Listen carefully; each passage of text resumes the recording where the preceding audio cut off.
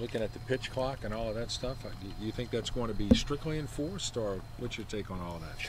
Yeah, my understanding is it's going to be strictly enforced. You know, I got a taste of it out in Arizona in the Fall League.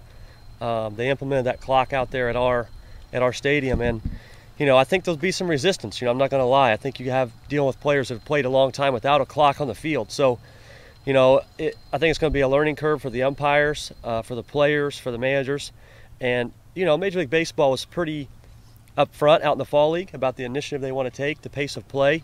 I think it's obvious if you look at the numbers, the games are taking longer. I think we could talk for a long time about why that happens. I think there's many, many reasons why, but they kind of want to implement the clock here in AAA, and it's already done. They didn't consult me on it, so you know, we'll do the best we can with it, and I think it definitely will be noticeable, and it will be strictly enforced. Were the games faster in Arizona? You know, I don't know. I got asked that question, and amazingly, I didn't even ask. You know, I'm just not quite sure. I think, you know, it's definitely noticeable. I do know that. You know, especially with the things people don't notice besides the clocks out here between pitches is the relievers. You know, they quicken that up, and there was other things they quicken up between innings and things like that I think help. So, you know, it's just the world we live in. You know, everybody wants things done in a hurry, and we're going to find out real quick how it's going to work in a AAA baseball game.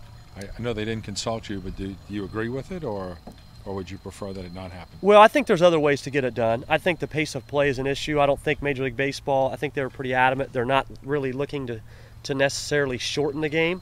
You know, hence the term pace of play. They want more things happening just due to the crowd they're trying to attract. And, you know, I talked to some people from the commissioner's office in the Fall League, and I said, you're talking to the wrong guy, because when I was a fan, I didn't want to go home. You know, I wanted to stay there all night. So I couldn't care less if the game's 3.5, 4 hours. But I'm just a little different animal than what they're dealing with in today's generation. So, you know, I guess I'm kind of the anomaly for today's crowd, but, you know, it doesn't bother me if the games go longer, and, you know, we'll roll with it.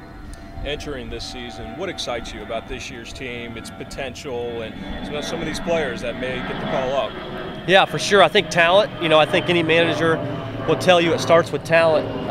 You know, we have a lot of talent in that room. I was doing some mock lineups, and we got a really good chance to stretch that lineup out deep, and that's what you need as a manager. You need talent to start it. The other thing is makeup.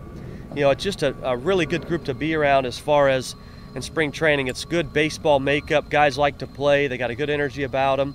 On the mound, we have some guys that I think this league will be a test for them. You know, some young, really good prospects on the mound, but they're very capable. You know, Justin Nicolino's the first guy that comes to mind. He'll start opening night. Been the pitcher of the year twice in the leagues he's been in, Florida State League and the Southern League.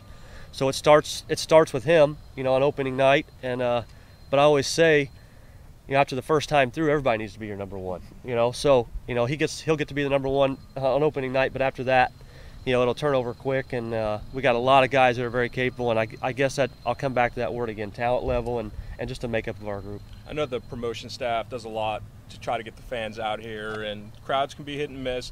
To get more fans out here, what can you tell them? What's the message for people who haven't checked out the Zephyrs before? Well, number one, there's a lot to do in New Orleans. You know, I think people's entertainment dollar probably gets spread thin a little bit in New Orleans just the 1 year I was here. But if you're a fan of the game and you're a fan of just family entertainment, there's no better place in New Orleans to come to Zephyr Field. You know, my family was here almost every game last summer once my daughter got out of school, and we put a great product on the field. You know, the Miami Marlins were a direct correlation of them, you know, being their AAA affiliate. We're going to put a great product on the field. It's family, it's affordable, it's safe, all those things that attract families and baseball fans both. And you got a great venue here. I mean, it's a Major League Stadium without the third deck, basically. You know, it's a beautiful ballpark, and I know I got on Mike Schlein because he even moved the game times up, I think, from Monday through Wednesdays just for families. And I said, hey, my family's already, you know, they're already here anyway, so they can come at 7. But you know, I do a lot for them, and we're excited. I know that for 2015, not only for the Marlins and the Zephyrs, but for this city and what we can do. We think this year. The Major League Club spent some money and acquired some really good players, D. Gordon being one of them. Do you think there'll be less roster turnover this year that might help you a little bit, Andy? You know, in some ways I say I hope so. I know a lot of the guys in that room are saying, man, I hope not. I know a lot of those guys in that room want to go to the big leagues. But I think you look at any successful AAA club from last year. You look at Omaha Royals, who we'll open up with, who won the whole thing.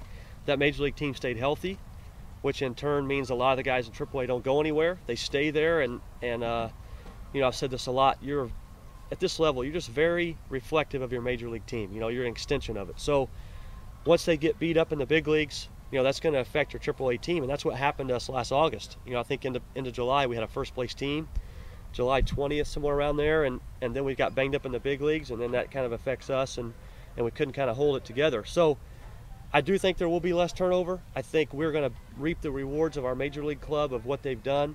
They're deeper.